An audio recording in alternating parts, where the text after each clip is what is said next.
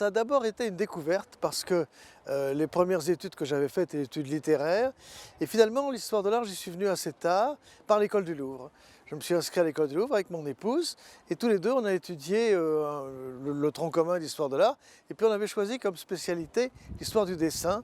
Donc c'est peut-être pour ça qu'on est devenu collectionneur de dessins ensuite. Par rapport aux études littéraires, ce qui m'a séduit dans l'histoire de l'art, c'était qu'on arrivait à étudier des choses matérielles, des choses qui étaient là. Et surtout, à l'école du Louvre, la spécificité de l'école du Louvre, c'est que l'école est dans le musée. Donc, vous sortez de l'école et ce qu'on vous a montré en image, vous allez le voir. Et ça, c'était pour moi un grand plaisir parce que j'aime bien finalement que les choses aient un résultat physique. Et donc là, l'histoire de l'art, pour moi, c'était à la fois une étude et des rencontres avec des œuvres immédiatement, ce que j'ai trouvé très intéressant. D'où ça amène la visite dans les musées, dans les églises évidemment, partout, pour justement regarder les choses qu'on a. Au fond, le premier contact, c'est souvent par une photographie, et ensuite on va voir les choses. C'est très réussi, j'y viens chaque année.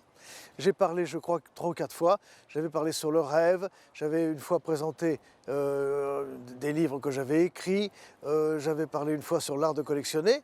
J'ai parlé à plusieurs endroits, j'ai parlé dans le théâtre, une fois j'ai parlé avec mon ami Hector Obalk, qui est le journaliste célèbre.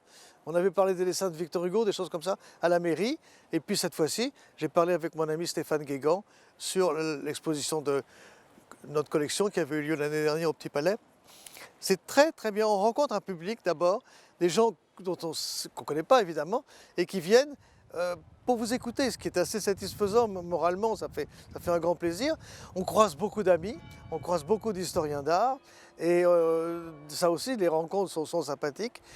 Et il y a une très bonne ambiance, il y a une déambulation, ce qui est agréable, on ne reste pas au même endroit. Les autres années, il y avait la librairie qui était tout à fait stimulante pour quelqu'un qui aime acheter des livres, qui est un peu réduite cette année naturellement, mais qui reviendra, je suppose, dès l'an prochain. Et puis, il y a des tas de choses nouvelles. Je me souviens il y a 2 ans, la fameuse conférence sur les restitutions. C'était un événement, par exemple. C'était le début d'une doctrine. Donc, chaque année, il se passe des choses comme ça, avec l'idée de mettre en parallèle un pays invité et un sujet particulier. Je trouve ça très bien. Et évidemment, c'est tout à fait fascinant que tellement de gens convergent vers Fontainebleau pendant ces 3 journées.